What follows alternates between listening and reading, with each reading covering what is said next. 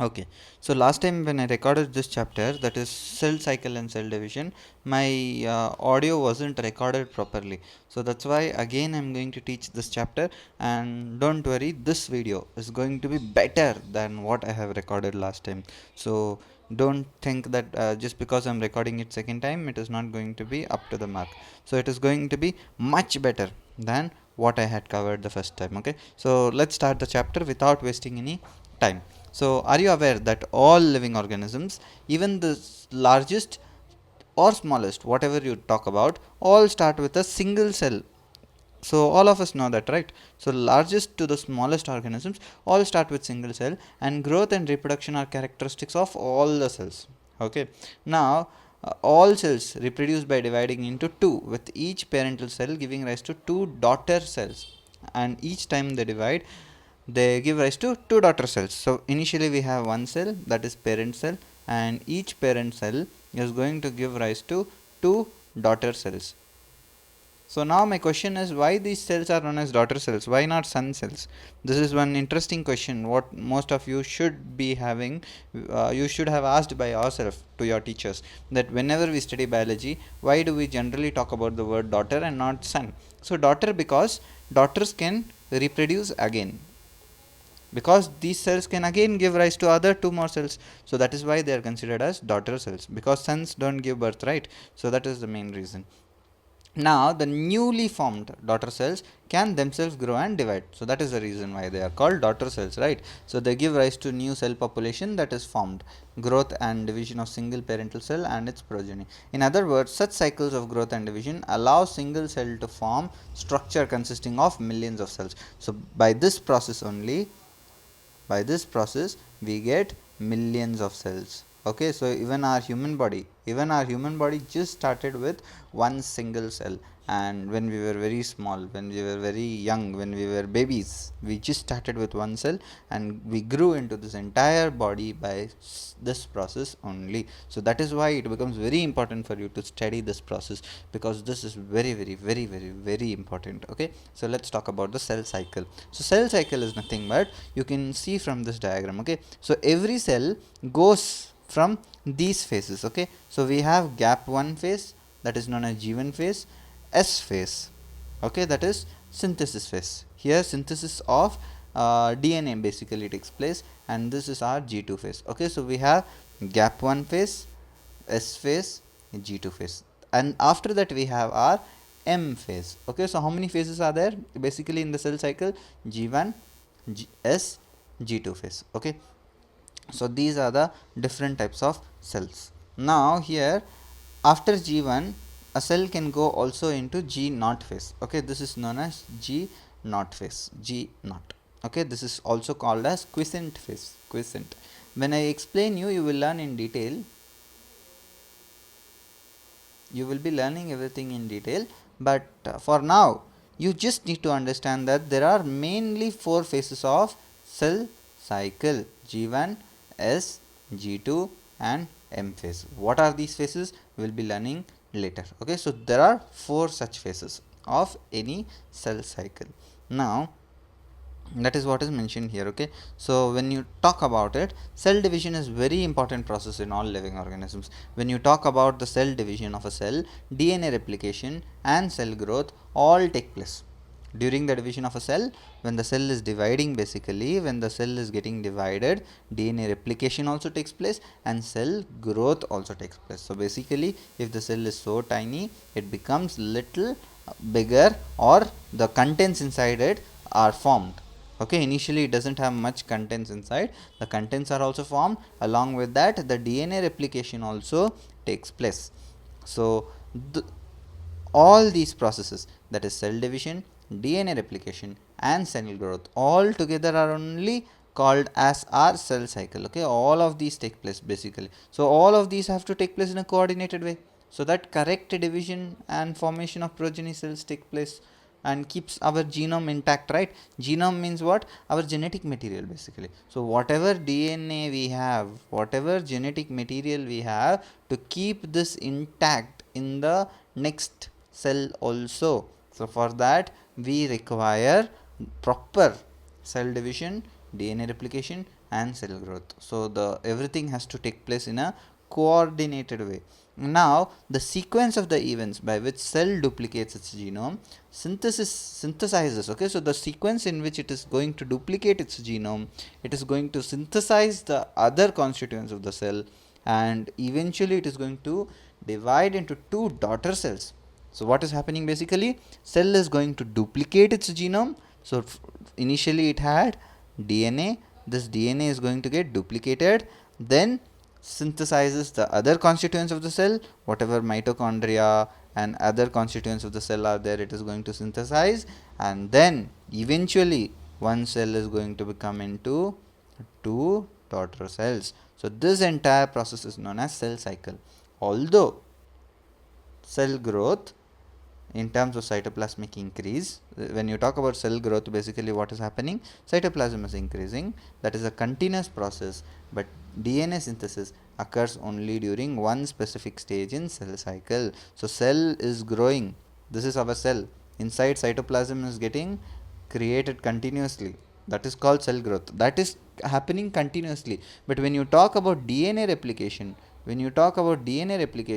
that happens only during one certain stage of the cell cycle. One stage of the cell cycle only has this DNA replication, okay. So the replicated chromosomes or the DNA are then distributed to the daughter nuclei by a complex series of events during cell division. These events are themselves under genetic control. So these events, whatever are happening, who's controlling these events? First G1 has to take place, then S has to take place, then this has to take place, M phase has to take place. Who controls these events? These themselves are under genome control or genetic control, okay. Now phases of cell cycle, let's talk about the phases of cell cycle. So the cell is basically divided into two basic phases. If you want to divide the cell cycle into two phases, we can divide, one is the interphase, other is the M phase. So all these three phases or four phases, whatever I told, these all the phases here, all those are known as interphase, and the M phase is known as mitosis phase. It is a phase where mitosis takes place, okay.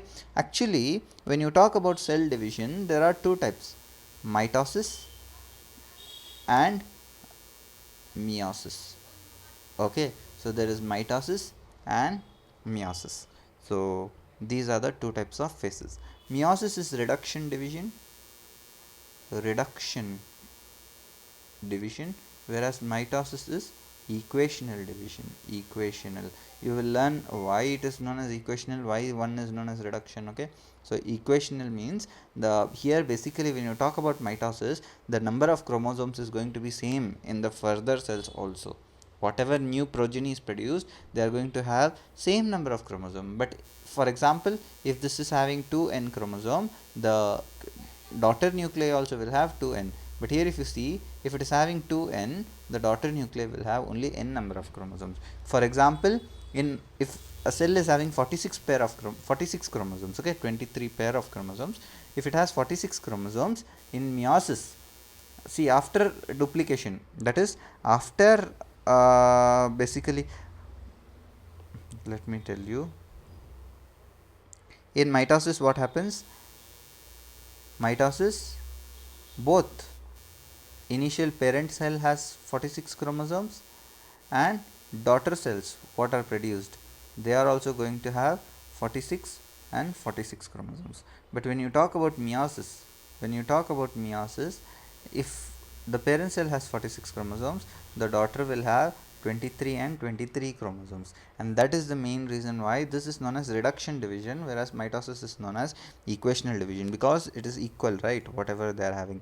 So now let's talk about it in detail. So human cells in culture basically divide once in approximately 24 hours. In 24 hours only one time they divide, that is human cell. So this entire life cycle, that is cell cycle, if you see, the cell cycle is for how many hours, 24 hours. And here if you see M phase is just happening in 1 hour.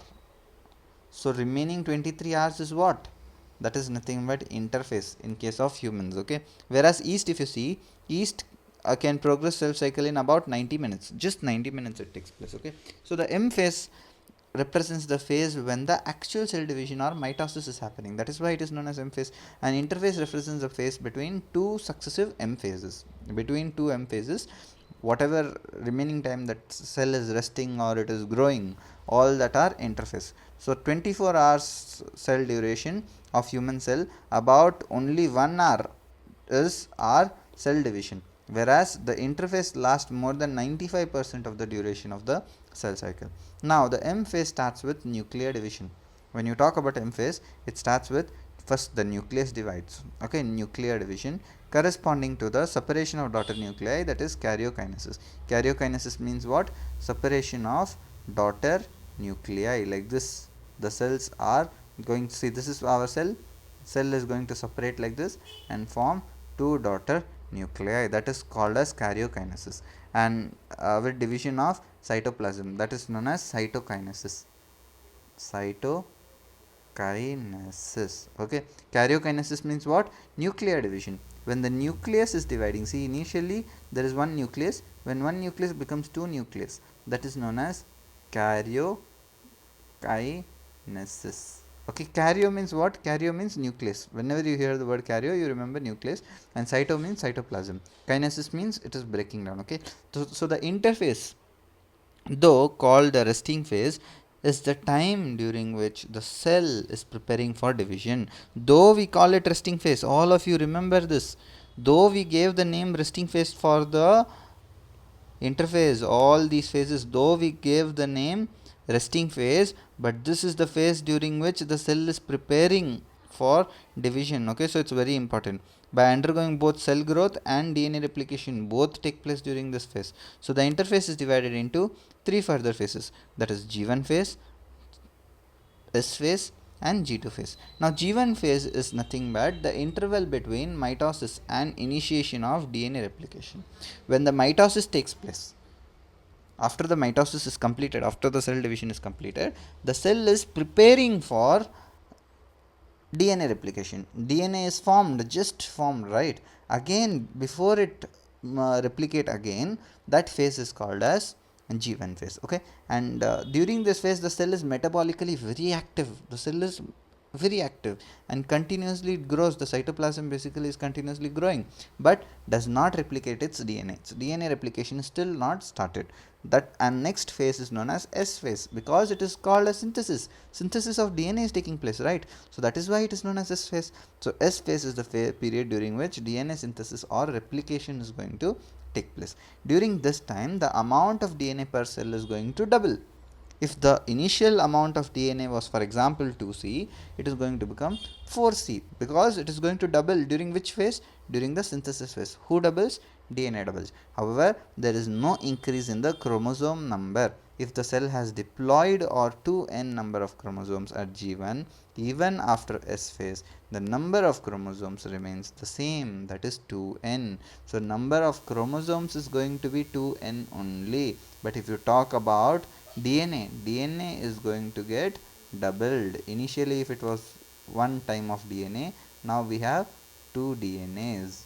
Okay, but they are, number of chromosomes are nothing but they are going to be the same. This is our chromosome.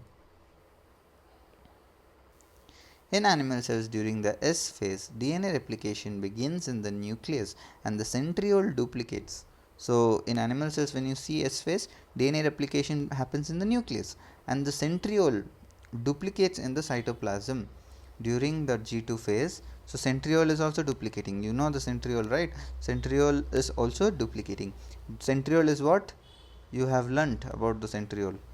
Next, proteins are synthesized in the preparation of mitosis while cell growth continues. So during G2 phase, proteins are synthesized and in preparation for mitosis. Preparing for mitosis, proteins are getting synthesized in the G2 phase. Okay. Now there is one more phase which is known as G0 phase. This is the phase during which some cells after G1 phase, they don't want to grow. They want to become inactive. They don't want to grow further. They go into quiescent phase. Okay, because some cells are not required to multiply. In our body, continuously cells don't multiply. When there is only damage, they multiply, right? So they exit the G1 phase and they go into G0 phase. So some cells in adult animals do not appear to exhibit division, example heart cells. So many other cells divide only occasionally as needed to replace the cells that have been lost during injury and cell death. So they exit this G1 phase and they enter G0, that is quiescent phase. So cells in this stage remain metabolically active but no longer proliferate unless called on to do so, depending on the requirement of the organism. Now when you talk about animals, mitotic cell division is only seen in diploid somatic cells. However, there are few exceptions to this where haploid cells divide by mitosis. For example, male honeybees. In case of male honeybees, if you see, in case of male honeybees, what is happening in in animals, mitotic cell division is only seen in the diploid cells, somatic cells. Only 2n chromosomes. This is diploid cells, right? Only diploid cells undergo mitosis to give 2n and 2n, except male honeybees, because male honeybees are n. Okay, n chromosomes they have, so they also undergo mitosis and they produce n and n. Okay, so only in male honeybees we see that. Against only cells which are diploid undergo mitosis, except in case of male honeybees. Now against this, the plants can show mitotic division in both haploid and diploid. In plants doesn't matter. In plant this is also possible, this situation is also possible, whereas this is also possible. But in animals only honeybees are exception which show this. Recollection of examples of alternation of generation, we learnt all those. Now let's talk about the M phase. So this is the most dramatic period of the cell cycle. During this period itself, lot of things happen. There is reorganization of virtually all components of the cell. All the components inside the cell are moving here and there. So that is why it is said to be most dramatic period. Now since the number of chromosomes in the parent and progeny cells is going to be the same, see here 2n and 2n is going to be there. That is why this is known as equational division. I told you that. So though for convenience mitosis has been divided into 4 stages of nuclear division, that is karyokinesis, it is very essential to understand that cell division is progressive process and there is no clear cut lines. We cannot divide it into 4 phases what we have done here in real life. It is a very continuous process. Prophase, metaphase, anaphase, telophase, all are happening continuously. Okay, so we cannot tell exactly when the prophase has finished and when the metaphase has started. We cannot draw distinct lines between them. Okay, so karyokinesis involves the following 4 stages, that is nuclear division involves the following 4 phases. Now first phase is going to be our prophase. So in the prophase, what happens? In the prophase, the chromosomal material condenses to form compact mitotic chromosomes. So in the previous phases, if you see, the chromosomes were not scattered like this, they were not clearly present, right? In the nucleus, this is our cell, this is our nuclear membrane, and inside you have our chromosomes, and at one point the genetic material is highly coiled, that is called our nucleolus. Now during the prophase, the chromosomes are going to form properly like this, they are going to condense, our genetic material is going to take the shape of chromosome. So follows the S and G2 phases of the interphase. In the S and G2 phases, the new DNA molecules are formed which are not distinct but intertwined. Prophase is marked by the formation of condensation of chromosomal material. Now the chromosomal material becomes untangled during the process of chromatin condensation. The centrosome, which had undergone duplication during the S phase of the interphase, now begins to move towards the opposite poles of the cell. So towards the opposite poles of the cell, our centrosome is going to move. Okay, this was formed during our, I told you, S phase, right? So it is going to move. The completion of prophase can thus be marked by the following characteristic event. What all did I tell you? I told you chromosomal material condenses to form compact mitotic chromosomes, and two chromatids, chromosomes are seen to be composed of two chromatids attached to each other at the centromere. So two chromatids, this is our chromatid, this is our another chromatid, they are attached in the center by the centromere. Okay, so this is how the chromosomes are actually formed. Now when you study centrosome which had undergone duplication, and centrosome is nothing but this part, centrosome which had undergone duplication, it slowly moves towards the opposite poles.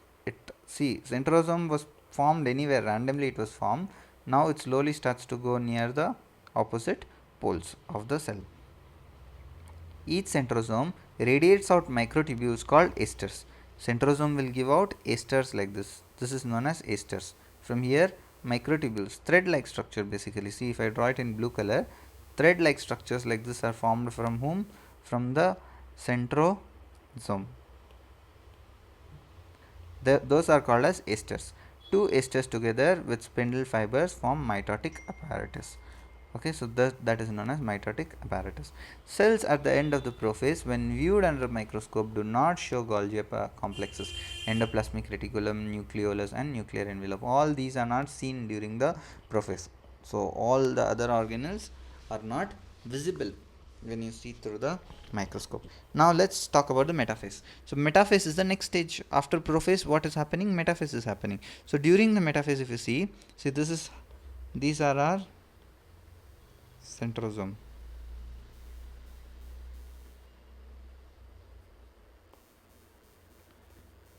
Let's continue now with the metaphase. So the complete disintegration of the nuclear envelope marks the start of the second phase of mitosis. Completely the nuclear envelope is disappeared. Hence, the chromosomes are spread through the cytoplasm of the cell. By this stage, condensation of the chromosomes is completed. Chromosomes are completely condensed now. Now the chromosomes have a proper structure. This is how our chromosome is going to look perfectly. Okay, and in between it is having the centromere. So our chromosomes are complete now, structure is complete. So you can see here, this is our late prophase, this is our early prophase. When you see to the metaphase, chromosomes are completely proper, they are in a proper shape. Here they don't have perfect shape yet.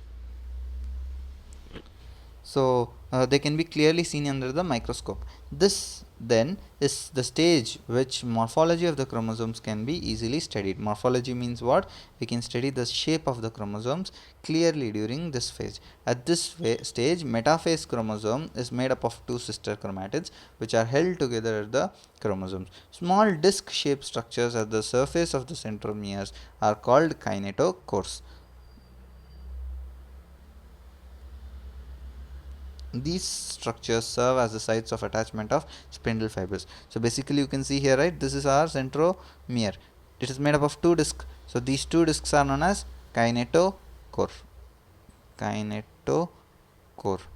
And the spindle fibers are going to attach to this kinetochore,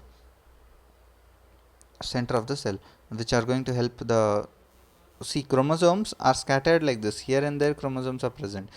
They move to the center of the chromosome. So this spindle fibers attach to this kinetochore here. You are able to see they attach to this kinetochore here, and then because of attaching, see they attach to the kinetochore, and because of that this spindle fibers will bring all of them in the middle. Okay, and that is known as metaphase plate. This is known as metaphase plate because they are present like a plate in the middle. Okay, so that is what is happening. Hence metaphase is characterized by all the chromosomes coming to lie at the equator with one chromatid of each chromosome connected to its kinetochore to the spindle fibers of one pole, and its sister chromatid connected by kinetochore of the opposite pole. Okay, that all that I explained you. One kinetochore is attached to one end of the, and other kinetochore, that is sister kinetochore, is attached to other end of the spindle fiber, and this is known as metaphase plate. The key features of the metaphase are, what all did I tell you? Whatever you studied in this entire paragraph is given here. Okay, spindle fibers attached to the kinetochores of the chromosomes, and chromosomes are moved to the equator, which is not because of the spindle fibers of both plate, and that is known as metaphase plate. Now let's talk about anaphase. What happens in anaphase? See what is happening in prophase. In prophase, basically the DNA material was getting condensed slowly to form our chromosomes, and but the chromosomes were not clearly they were not completely formed. That's why we couldn't study the morphology in the prophase phase. Now during the metaphase they are complete, our chromosomes are completely ready. You can see here chromosomes are completely ready, but they are present here and there. During the prophase,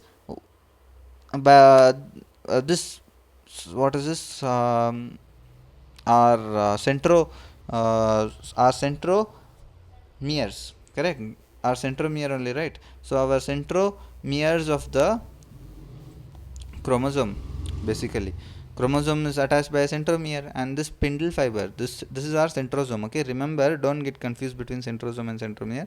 This is known as centrosome, and what is present on the chromosome is known as centromere. So from the centrosome, who is coming outward? Spindle fibers are coming, which attach to the centromere, that is kinetochore of the chromosome, and next they bring all the chromosomes in the middle in the form of a metaphase plate. This is the process that happens in metaphase.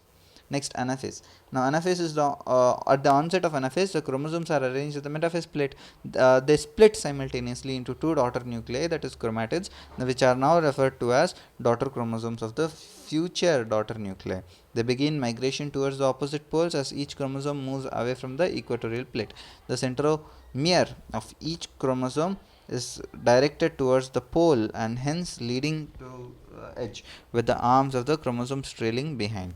Now if you see here, what is happening here? This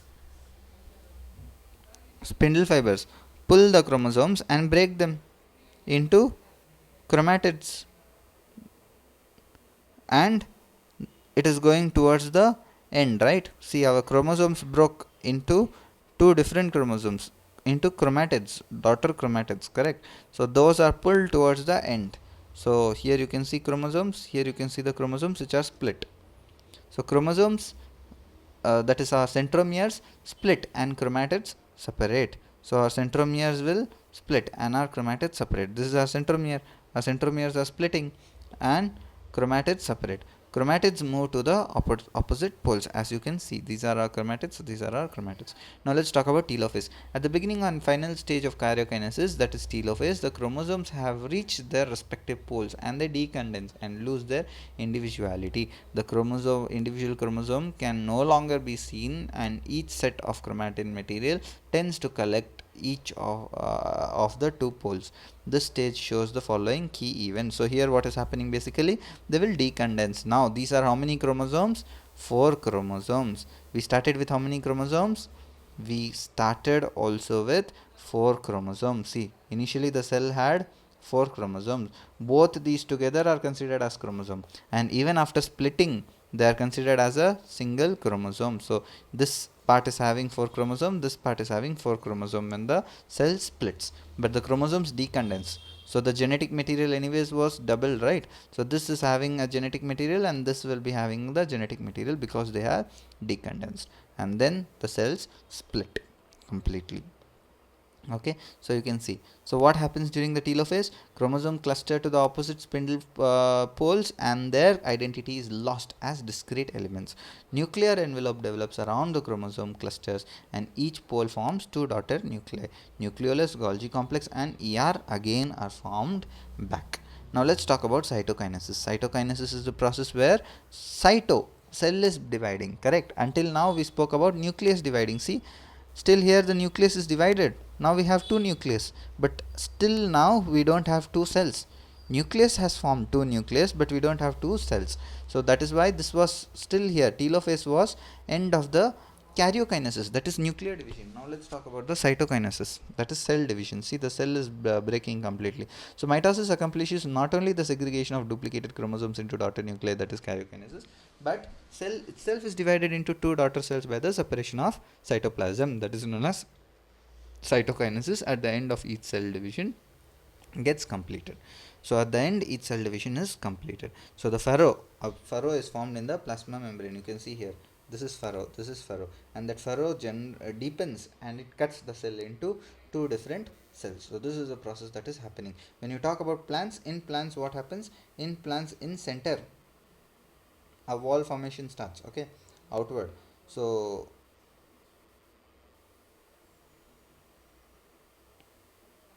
in middle a cell plate is formed, and that is extending this side and this side, and it breaks the cell into two cells. This happens in plant cell. But if you talk about animal cell, from this side it starts. Correct. A furrow is developed from this side and it will go and it breaks the cell. Correct. This is what happened here. From here this thing broke. But when you talk about plant cell, it happens in middle. Okay, so this is very important point that you need to know. So plant cells, however, are enclosed by a relatively inextensible cell wall, therefore undergo cytokinesis by a different mechanism because they have a cell wall. In plant cells, wall formation starts at the center of the cell and grows outward to meet the existing lateral walls. The formation of a new cell wall begins with the formation of a simple precursor called cell plate. So here a cell plate is formed in the middle, which is going to spread both the side and break the cell. That represents the middle lamella between the cell walls of the two adjacent cells. At the time of cytoplasmic division, organelles like mitochondria, plastids get distributed between the two daughter nuclei equally. Okay, so in some organisms, karyokinesis is not followed by cytokinesis. As a result, multinucleate condition arises, leading to the formation of synctitum, that is liquid in coconut. The liquid that you can see in coconut, there what is happening? The cell plate is this is not formed. Correct. So the cells are not dividing. Okay, so because of that, what happens? Multinucleate condition is formed. They have multiple nucleases or the liquid. Correct. That is considered as a liquid endosperm in our coconut. That is an example of that, where the cell division is not happening, just the cell keeps undergoing the process. Now let's talk about the importance of mitosis. So mitosis is equational division and it is usually restricted by the diploid cells only. However, in lower plants and some social insects like haploid cells also divide by mitosis. It is very essential to understand the significance of this division in the life of organism, and hope you are aware with the examples that you studied about haploid and diploid insects. Now mitosis usually results in the production of diploid daughter cells with identical genetic complement. The growth of multicellular organisms is due to mitosis. Cell division results in disturbing ratio between the nucleus and cytoplasm. So cell division is going to disturb the ratio between the nucleus and cytoplasm. It therefore becomes essential for the cell to divide and restore the nucleocytoplasmic ratio. A very significant contribution of mitosis is cell repair. That is one main function. The cells of the upper layer of the epidermis, cells of the lining of the gut, the blood cells are constantly replaced, right? Continuously our outside cells are replaced. So mitosis, mitotic divisions in the meristematic tissues, that is tissues which are involved in growth. So some tissues are there which are involved in growth of the cell, that is at the tip of the plant. Below you have the roots of the plant, right? And this is our plant. So at the tip of the plant and down at the basement we have meristematic tissues which help the plant to grow. So those meristematic tissues also, that is apical and lateral cambium, all these result in continuous growth. Lateral cambium means what? This side. Plants also become thick, right, from both the side, and they grow even vertically, upward and downward. So that is considered as lateral cambium. This side when it is growing, lateral cambium, and apical means at the tip. Throughout their lifespan, growth is happening. Now next we are going to talk about meiosis. Meiosis is nothing but, I told you, reductional division, and this happens in sexual reproduction where you require reduction division. The male gamete should be haploid, the female gamete should be haploid, so that when both of them fuse we get diploid. N plus N has to fuse to give 2N, right? But now how are these N formed? How do we get this N? From father, that is 2N, mother, that is 2N, we get N. From father we get only N, correct? And this mother and father's N will fuse and then form the child or offspring, correct? This is father, this is mother, which is 2N. So how is this N formed from this 2N, that is father? From this 2N, how do we get just a single N in case of father? And how do we get a single N in case of mother from 2N? That is reduction, right? Reduction of number of chromosomes is taking place. That is considered as meiosis. Now let's talk about that in detail. So generally, The production of offspring by sexual reproduction involves the fusion of gametes with complete haploid set of chromosomes and specialized diploid cells. The specialized kind of cells reduces chromosome number and half results in production of haploid daughter cells. This kind of division occurs meiosis. That is reduction division. Reduction is taking place. Meiosis ensures the production of haploid phase in the life cycle of sexually producing organisms, whereas fertilization restores the diploid phase. This process is known as fertilization, right? So here fertilization is taking place, which is restoring their balance. Fertilization. Okay, so gametogenesis. So gametogenesis in plants and animals, we come across meiosis, that is gamete formation, that is called gametogenesis. These are gametes, right? Male gamete is sperm and female gamete is egg. They are N. So those are produced by gametogenesis. This leads to the formation of haploid gametes. The key features of meiosis are as follows. These are the main features of meiosis. Meiosis involves two sequential cycles of nuclear and cell division called meiosis 1 and meiosis 2. Two phases are there. One is meiosis 1 and meiosis 2. Only a single cycle of DNA replication takes place. Only once DNA replication will take place. Meiosis 1 is initiated after the parental chromosome have replicated and produce identical sister chromatids at the end of S phase. So meiosis 1 happens after parental chromosome have replicated, after the chromosomes have replicated and they produce identical sister chromatids at the S phase. Meiosis involves pairing of homologous chromosomes and recombination between non-sister chromatids of homologous chromosomes. 4 haploid cells are formed at the end of meiosis. At the end of meiosis, how many haploid cells we get? 4. 4 cells we'll get. So we started with one cell produces 2 cells, and then they produce totally 4 cells. So totally at the end of this entire process is called meiosis, but at the end of meiosis we get 4 cells. So we started with 2n, then we get n at the end. So let's talk about meiosis 1 first. So meiosis 1 is nothing but prophase 1 is there. In meiosis 1 we have prophase 1. Prophase is the first meiotic division that is typically longer and more complex when you compare to prophase of mitosis. It is very long compared to the prophase of mitosis. It has further been subdivided into following 5 phases. So prophase 1 can be divided into 5 phases: leptotin, zygotin, pachytin, diplotin and diakinesis. There are 5 phases. Okay, so let's talk about leptotin. Leptotin stage of chromosomes becomes gradually visible under the light microscope. The compaction of the chromosomes continues throughout the leptotin. This is followed by the second stage of prophase called zygotin. During this stage, chromosomes start pairing together and the process of association is called synapsis. Each paired chromosomes are called homologous chromosomes. Electron micrographs of this stage indicate that chromosome synapsis is accompanied by the formation of complex structure called synaptonemal complex. The complex formed by the pair of synapsed homologous chromosomes is called bivalent or a tetrad. However, those are more clearly visible at the next stage. So basically what is happening? Initially the chromosomes are gradually visible. Okay, during the leptotin stage, chromosomes are lightly visible. The chromosomes are getting compacted. Okay, so the chromosomes are getting compacted. This is our chromosome, this is our chromosome. So the chromosomes are forming, they are getting compacted. But later what happens during the, when you talk about during the zygotin phase, I think the diagram will be given here.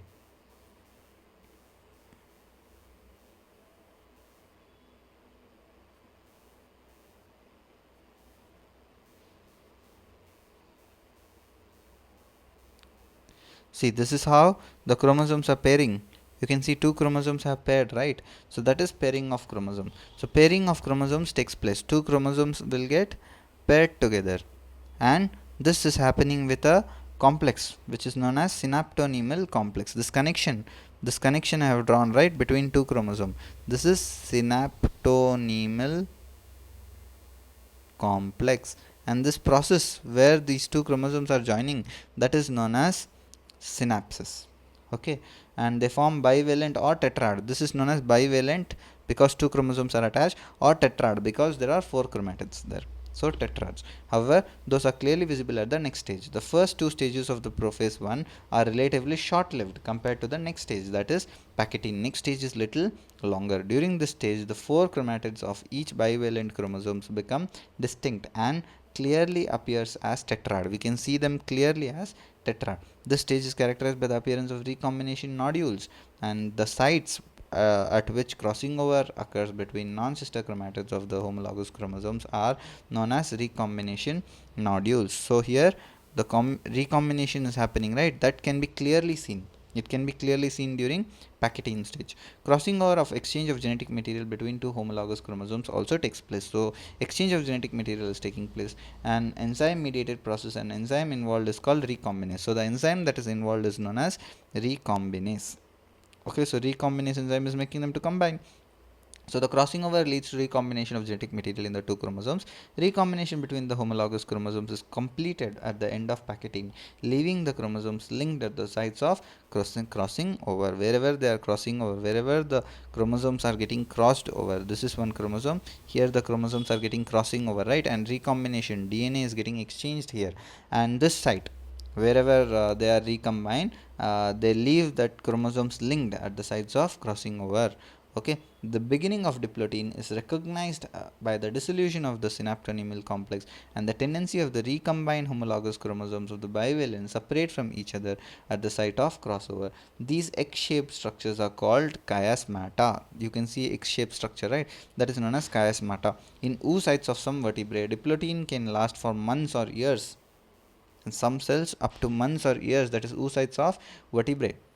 Diplotin can last for months or years. The final stage of meiotic prophase 1 is diakinesis. This is marked by the terminalization of chiasmata. During this phase, the chromosomes are fully condensed and the meiotic spindle is assembled to prepare homologous chromosomes for separation. By the end of diakinesis, the nucleolus disappears and the nuclear division breaks down. Diakinesis is a representation of transition to metaphase. So after this, metaphase is going to take place. That is known as diakinesis. So the bivalent chromosomes align to the equatorial plate. The microtubules form opposite poles of the spindle fiber and kinetochore of the homologous chromosome. So this again the same process is happening. Here these two structures were attached together. Then what is happening? See here, crossing over took place. Because of crossing over, genetic material got exchanged. You can see here, this blue part is from this cell, but because it was attached together, both genetic material has got exchanged here. So you can clearly look, it is clearly visible here, correct? So this exchange has taken place. Same way here, exchange has taken place.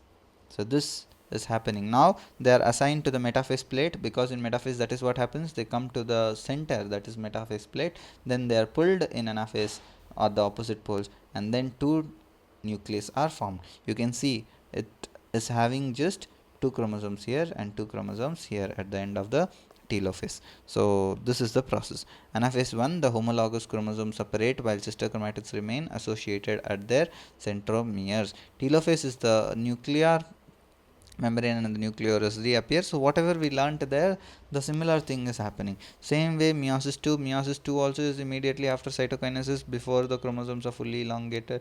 In contrast to meiosis 1, reassembles to the normal mitosis, the nuclear membrane disappears. The end of prophase 2, the chromosomes align and become compact. So basically whatever we learnt there, same process is happening here, correct?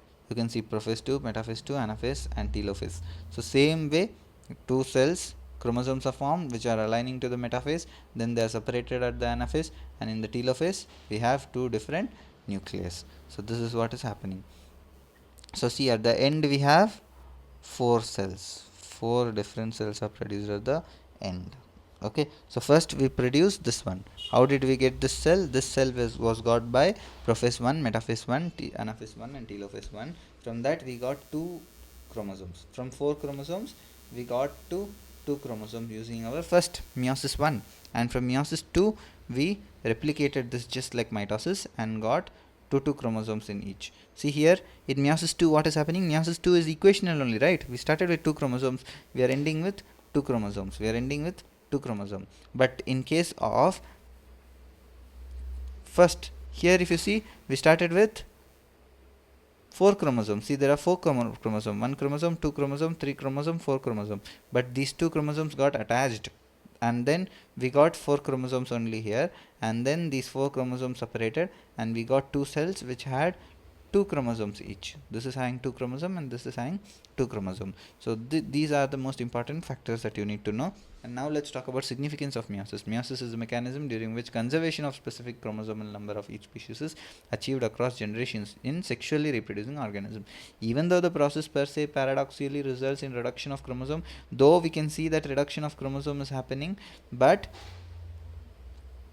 reduction of chromosome is happening by half, it also increases the genetic variability in the populations of from one generation to next. Variation are very important for the process of evolution. Though here in meiosis reduction is taking place, though in meiosis reduction is taking place from 2n to n, we are getting n from, we started with 2n when we got n number of chromosome, but this is actually helping us to regain this 2n number.